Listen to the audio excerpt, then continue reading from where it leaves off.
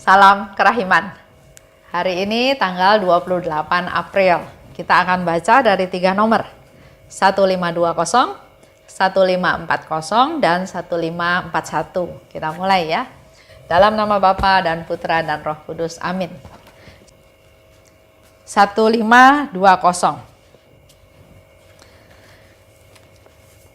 Hari ini Tuhan berkata kepadaku, Aku telah membuka hatiku sebagai mata air kerahiman yang terus mengalir. Biarlah semua jiwa menimba kehidupan dari mata air ini. Biarlah mereka menghampiri samudera kerahiman ini dengan pengharapan yang teguh. Orang-orang berdosa akan memperoleh pengampunan, dan orang-orang benar akan diteguhkan dalam kebaikan. Barang siapa mengandalkan kerahimanku, pada saat kematiannya, ia akan dipenuhi dengan damai ilahiku. 1540, 28 Januari 1938.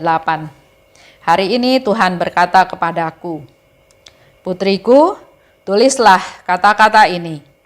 Semua jiwa yang memuliakan kerahimanku dan menyebarluaskan devosi ini, dengan mendorong jiwa-jiwa lain untuk mengharapkan kerahimanku, tidak akan mengalami ketakutan pada saat kematiannya. Kerahimanku akan melindungi mereka dalam menghadapi pertempuran akhir itu. 1541, Putriku, semangatilah jiwa-jiwa untuk mendaras koronka yang telah kuberikan kepadamu. Dengan senang hati, Aku akan memberikan semua yang mereka minta kepadaku lewat pendarasan koronka. Apabila orang-orang berdosa yang keras hati mendaras koronka, aku akan memenuhi jiwa mereka dengan damai. Dan saat kematian mereka akan menjadi saat yang membahagiakan. Tulislah demi jiwa-jiwa yang tertekan. Kalau suatu jiwa melihat dan menyadari betapa berat dosa-dosanya, kalau ia menyaksikan seluruh jurang kepapaan yang menenggelamkan dirinya terpampang di depan matanya, janganlah ia putus asa. Sebaliknya, dengan penuh pengharapan, hendaknya ia menghempaskan diri ke dalam pelukan kerahimanku, seperti seorang anak menghempaskan diri ke dalam pelukan ibunya yang terkasih. Jiwa-jiwa ini mempunyai hak untuk mendapatkan prioritas dari hatiku yang maha murah. Mereka memiliki hak pertama untuk menghampiri kerahimanku. Katakan kepada mereka bahwa belum pernah jiwa yang menyerukan kerahimanku dikecewakan dan dipermalukan.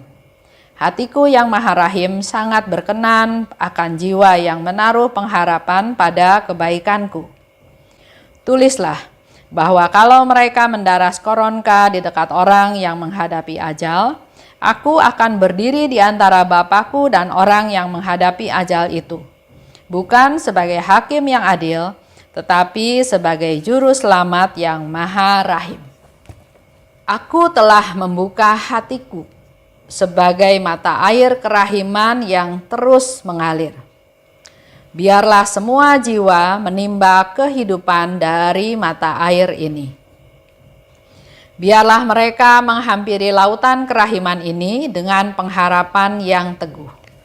Yesus berkali-kali dan saat ini kembali dia mengkonfirmasikan kepada kita semua bahwa dia sudah membuka hatinya.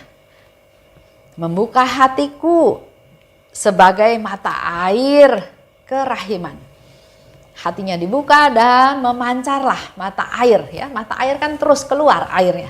Mata air kerahiman yang terus mengalir bagi jiwa-jiwa yang menimba kehidupan dari mata air tersebut. Jadi menerima mata air tersebut, menimba, terus membutuhkan, mengambil, menimba dari mata air tersebut. Dan Yesus harapkan biarlah banyak orang datang menghampiri lautan kerahiman dengan pengharapan yang teguh, dengan percaya, jangan ragu-ragu. Kalau ragu-ragu, kalau nggak percaya, malah kita sudah menyakiti hati Yesus. Maka marilah kita datang menghampiri dengan kepercayaan yang teguh. Aku telah membuka hatiku ya, tadi dikatakan oleh Yesus. Kalau kita Ingat cerita tentang Yesus di atas salib. Dia disalib, lambungnya ditusuk oleh tombak dan terbukalah air mata kerahiman. Ya, mata air kerahiman terbuka, memancarkan sinar-sinar kerahiman. Darah dan air. Darah yang melambangkan memberi kehidupan baru, dan juga air yang menyucikan, menghapus dosa-dosa kita semuanya. Yesus membuka hatinya.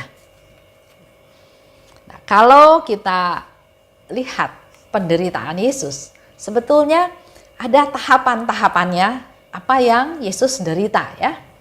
Pertama, dia membiarkan dirinya ditangkap. Kedua, dia ditampar mukanya. Sehingga Yesus tanya, kenapa kamu menampar saya? Kalau saya salah, salahnya di mana? Ya. Tapi dia nggak membalas. Lanjut lagi, pakaian Yesus dirampas. Martabatnya direndahkan, ditelanjangi.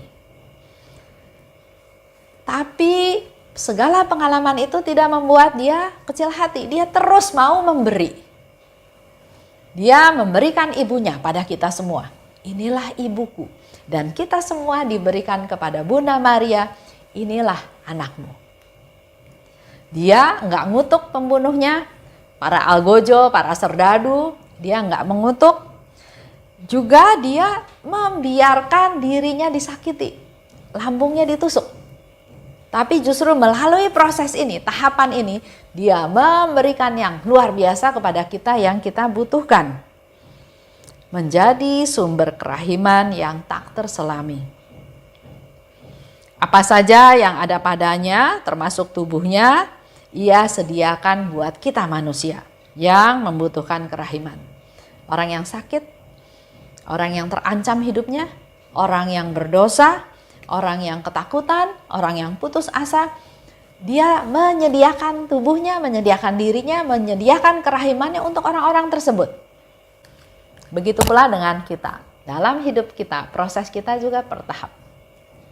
Kalau saat pertama misalnya ditangkap, kita berontak. Enggak, saya nggak mau ditangkap, saya nggak salah. Saya melakukan ini, melakukan itu karena orang itu. Karena orang itu menjebak saya, karena orang itu menipu saya, karena saya mau balas dendam. Di awal aja kalau kita sudah melakukan defensif seperti itu, bagaimana rahmat-rahmat Tuhan akan mengalir. Mari kita betul-betul bersandar pada Tuhan. Jangan mengandalkan kekuatan sendiri. Bersandar pada Tuhan, maka semuanya nanti akan Tuhan penuhi.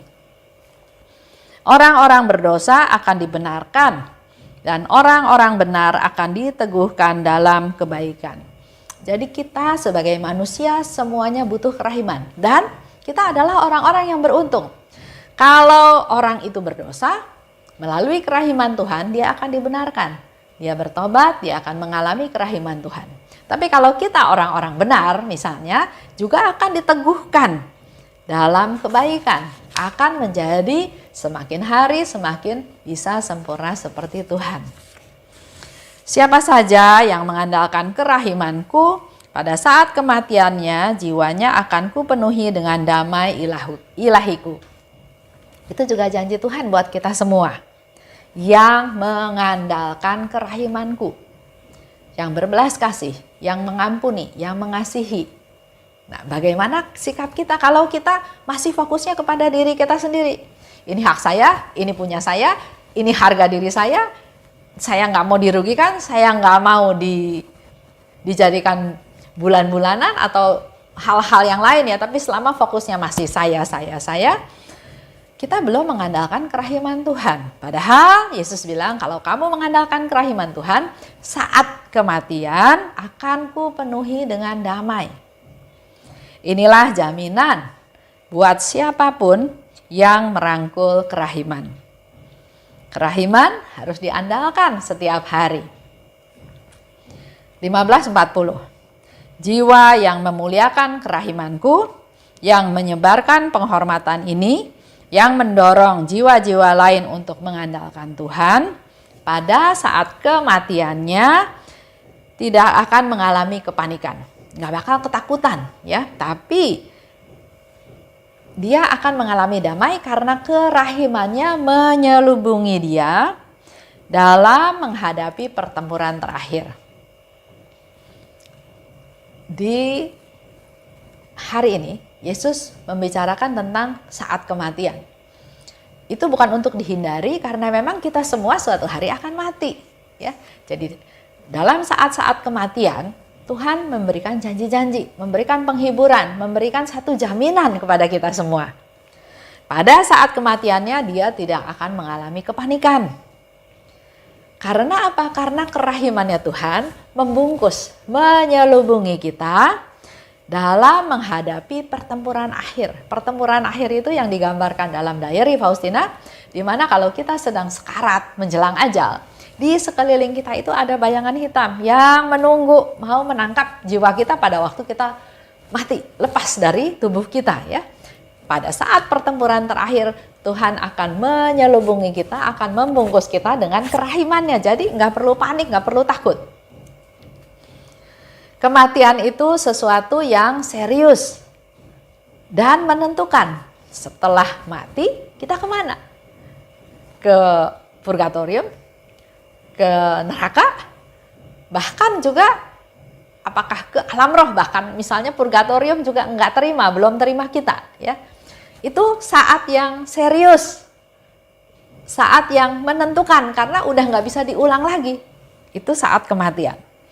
Jadi hendaknya kita manusia selalu menyiapkan diri untuk pertempuran terakhir itu. Caranya, mari kita dari sekarang memuliakan kerahimannya Tuhan. Tadi dikatakan di awal ya, jiwa yang memuliakan kerahiman Tuhan, jiwa yang menyebarluaskan kerahiman Tuhan, jiwa yang mendorong jiwa-jiwa lain untuk mengandalkan Tuhan, maka dia akan menyelubungi kita dengan kerahimannya pada saat kita menjelang ajal tersebut. Jadi mulai sekarang kita mulai memuliakan Tuhan, mengandalkan Tuhan dalam segala hal. Dan juga memberi semangat kepada jiwa-jiwa lain untuk mendaras koronka yang telah kuberikan kepadamu. Itu Yesus minta. Yesus minta kepada kita semua. Contoh, ada seseorang minta saya mendoakan dia karena dia sedang mengalami masalah. Saya bilang oke, saya akan bantu doa, tapi kamu juga harus berdoa. Dan ayo belajar doa koronka. Mula-mula dia kayak keberatan. Saya bilang enggak, gampang, pendek ya. Terus beberapa hari kemudian dia bilang, oke Bu, saya minta teksnya. Saya kirim teksnya ya, ada teks bahasa Indonesia, ada teks bahasa Inggris, terserah dia mau doa yang mana. Tapi artinya dia minta berdoa, minta didoakan, saya bantu dia berdoa, tapi dia sendiri juga harus mulai belajar. Nah, disinilah yang saya lihat, inilah juga salah satu yang Yesus minta. Semangati jiwa-jiwa untuk mendaras koronka yang telah kuberikan kepadamu. Dengan adanya masalah, inilah menjadi satu peluang buat saya untuk bisa memperkenalkan, menceritakan atau sharing tentang doa koronka kepadanya. Untuk memuliakan Tuhan, berdoalah doa koronka. Dengan senang hati, aku akan memberikan semua yang mereka minta kepadaku lewat pendarasan koronka. Itu yang Yesus katakan. Melalui doa koronka, Yesus akan memberikan semua yang mereka minta. Dan Yesus memberikannya dengan senang hati. Dengan senang hati, dia akan memberikan apa yang diminta kalau mereka mendaras koronka. Mendaras koronka itu berdoa koronka dengan suara ya. Tapi bukan suara yang keras-keras. Tapi Bapa yang kekal. Untuk diri sendiri tapi itu diucapkan. Jadi selain diucapkan, telinga kita juga mendengar, membantu. Kalau buat saya membantu kita berdoa lebih khusyuk. Berdoa untuk orang yang berdosa. Berdoa dengan rendah hati dan dengan penyerahan diri. Apabila orang-orang berdosa yang keras hati mendaras koronka, aku akan memenuhi jiwa mereka dengan damai. Dan saat kematian mereka akan jadi saat yang membahagiakan. Bicara lagi tentang saat kematian. Yesus datang ke dunia untuk menyelamatkan umat manusia, supaya jangan ada satu orang pun lepas dari tangannya. Dia mau berkorban apa saja, dia menderita bahkan sampai wafat di kayu salib untuk menyelamatkan kita semua. Oleh sebab itu, titik penentuannya tadi yang saya katakan, saat kematian adalah saat serius, saat yang menentukan kita akan kemana. Oleh sebab itu, dalam hari ini Yesus berulang kali berbicara tentang saat kematian. Mari Bapak Ibu, hal itu nggak bisa kita hindari. Perlu menyiapkan diri dari sekarang untuk supaya pada saat kematian itu datang kita nggak perlu panik, tapi kita sudah diselubungi oleh kerahimannya Tuhan. Dengan cara kita memuliakan kerahiman Tuhan, kita menyebarluaskan kerahiman Tuhan dan berusaha mengajak orang-orang untuk berdoa koronka. Sehingga ada yang tanya sama saya waktu itu, Bu, kalau novena itu hanya doa koronka, saya kan doa di rumah aja, nggak perlu datang ke gereja, nggak perlu masuk ke dalam komunitas, nggak perlu kelompok. Betul, bisa sendiri. Tapi dia nggak sharing apa-apa kepada orang sekitar. Tapi kalau kita berdoanya bersama-sama dalam satu kelompok, bisa saling menguatkan, bisa saling menyemangati. Dan tadi contoh tadi, saya bisa ajak orang lain untuk ikut berdoa koronka dengan memberikan teksnya, memberikan doanya. Bahkan kalau dalam kelompok, orang yang tadinya nggak tahu doa koronka dengan melihat kiri kanan berdoa koronka, dia ikut. Perlahan-perlahan itu akan menjadi satu kecintaan. Dan jangan lupa satu hal lagi, kalau kita berdoa koronka untuk orang-orang tertentu, Yesus bilang kita sedang mendekatkan dia pada Tuhan. Kalau kita ajak orang-orang berdoa koronka bersama-sama, kita sudah mengajak dia mendekatkan diri pada Tuhan, dan di situ Tuhan nanti berkarya sehingga orang ini lebih cepat untuk mengalami kerahimannya Tuhan. Dan kita sudah menyenangkan Tuhan karena kita memperkenalkan, mengajak, dibandingkan dengan orang yang doa koronka atau novena sendiri, hanya untuk kepentingan sendiri, belum di-sharingkan kepada orang lain. Itu aja untuk hari ini. Terima kasih. Salam kerahiman.